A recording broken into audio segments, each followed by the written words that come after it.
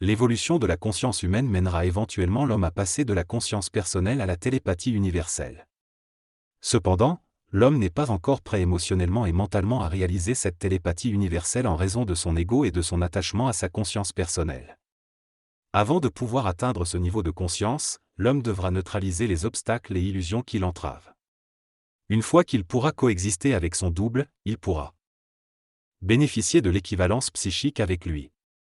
Cependant, ce processus demande du travail et de la transmutation sur le mental de l'homme. L'homme devra accepter ce déplacement de son centre de gravité mentale à une échelle cosmique pour pouvoir vivre la télépathie universelle. Le double a la capacité de canaliser l'énergie de la lumière à travers l'homme, permettant ainsi un accès accru à l'information universelle. Cependant, pour cela, l'homme doit prendre conscience de la permanence du double dans son mental et élever sa vibration mentale. Pour établir un contact télépathique avec sa source, l'ego doit accepter cette présence en lui, ce qui peut être difficile car l'homme a tendance à se focaliser sur son ego plutôt que sur la lumière.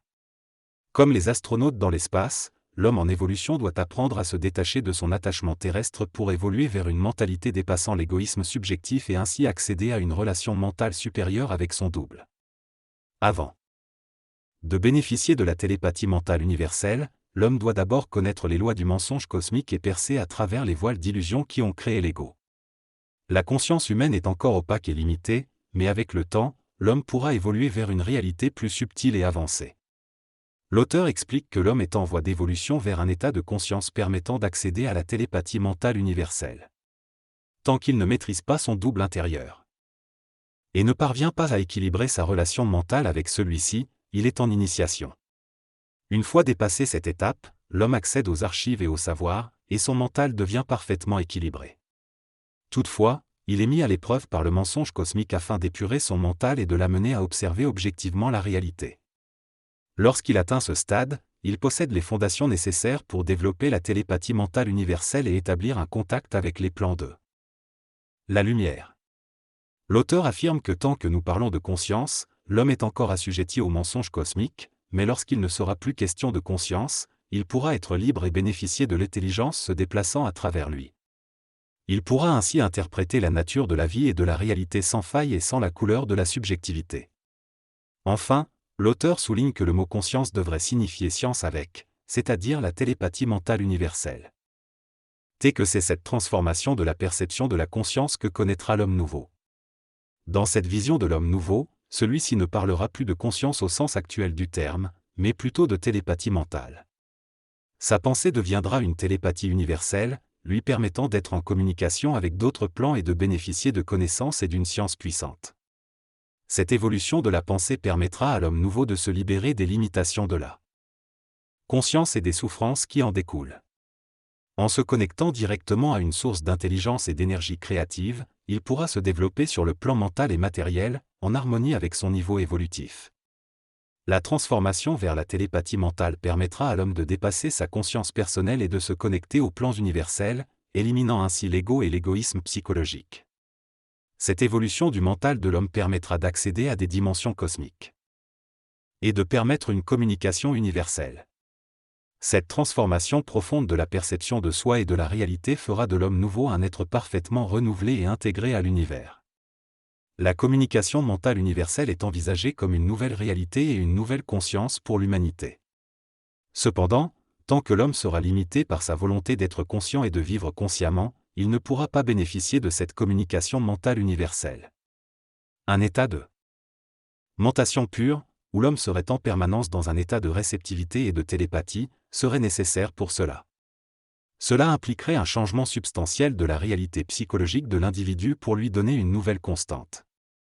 Dans cet état de mentation pure, l'homme vivrait dans un autre monde, dans une autre réalité, tout en restant connecté à son expérience matérielle.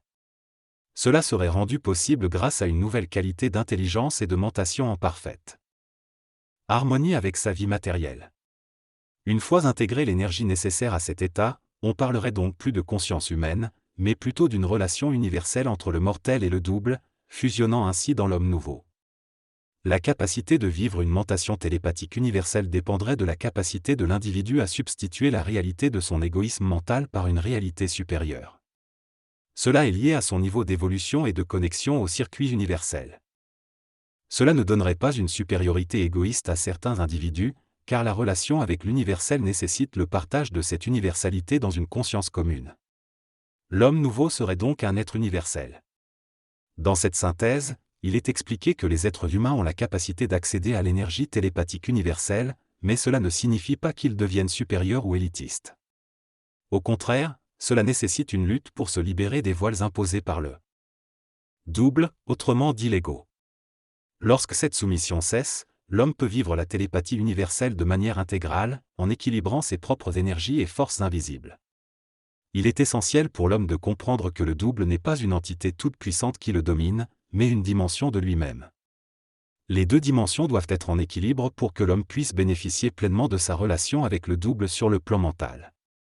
Pour cela, l'homme doit intégrer et maîtriser son double afin de pouvoir briller et apporter la lumière sur le plan matériel et dans les autres mondes. L'évolution de l'homme le fait passer de l'ignorance de son double à une prise de conscience, et il doit trouver un juste milieu dans sa relation avec lui. Cela lui permettra de passer de la conscience à un état de mentation télépathique universelle, où il pourra être en contact avec les circuits universels, posséder une intelligence au-delà de l'intelligence purement planétaire et devenir un homme nouveau capable de se gérer lui-même et de manipuler l'énergie sur le plan matériel. Ainsi, l'homme découvrira que la conscience représente une forme d'assujettissement à une réalité qu'il ne peut pas pleinement vivre, car son intelligence n'a pas été suffisamment développée. Lorsque l'intelligence humaine sera suffisamment avancée, l'homme ne parlera plus de conscience. Ce terme lui semblera étranger, car il sera dans un nouvel état de pensée, dans un mouvement créatif où il ne fera plus partie de la psychologie humaine. Il fera partie du pouvoir créatif sur le plan matériel et n'aura plus besoin d'être conscient. Il pourra alors contempler d'autres niveaux d'évolution de l'intelligence.